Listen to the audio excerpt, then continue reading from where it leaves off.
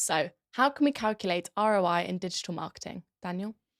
Okay, so the standard formula for return on investment is the profit that you make from a campaign divided by the amount of money you spent times 100.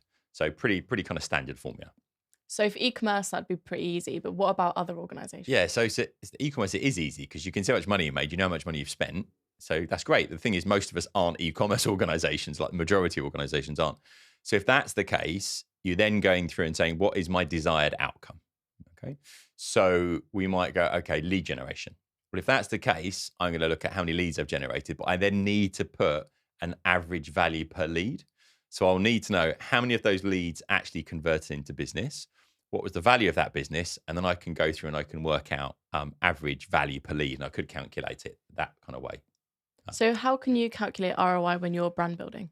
Yeah, this is the big thing, right? So if I'm trying to build a brand and I want you to do something that's kind of non-tangible, maybe watch a video to the end or something along those lines. This is where we start getting into kind of trickier territory because what you're normally going to do then is kind of a proxy for success.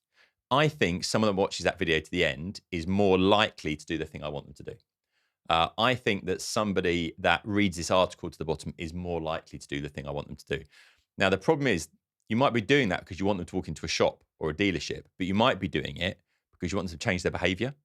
And then how do you put a kind of value against that from that point of view?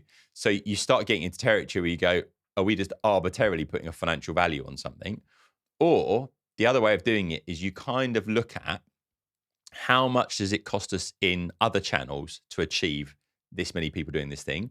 What's the most cost effective channel to achieve those things? So you can look at it slightly differently. So, do we always need to calculate ROI? No, you don't. But it just depends how you're driven as an organization. If your finance director is coming to you and going, yeah, what's the return on investment of this? Then you kind of have to answer that question. In other organizations, it's like, no, I'm kind of comfortable with the fact that we've got all these people doing this thing over here, and that's leading to more people doing something over here. So the culture of the organization is going to have a big impact from that point of view. So that's where it gets a little bit more challenging. And the bigger the organization, the more of a challenge it is. And there's always, very often in digital marketing, we look at things in like our own bubble. But actually, when you're doing this for a business, you need to look what are the overall cost variables in what we're doing and how do we attribute that? So the bigger the organization, the more complex it is. But it's well worth taking a step back and going, okay, what are the cost variables that we could play around with? Once you've got those and you've got a calculation that's running on them, you can start tweaking any one of those. That's right. And seeing whether you get a better outcome.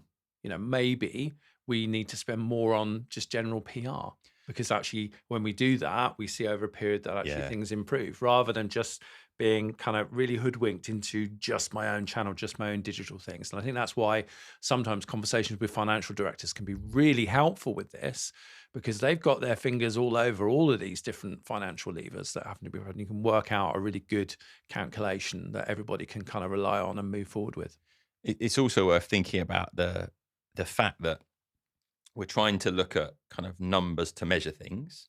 And the reality is there might be something quite intangible happening at the other end of it, like a behavioral change thing. So what you're just trying to do is optimize what you've got. But what you hear a lot of is people saying, well, I can't do any paid search because you have to pay for it.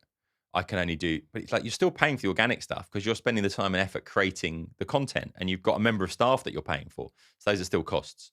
So I think we need to think about all of those different costs and then try and work out return on investment based on that.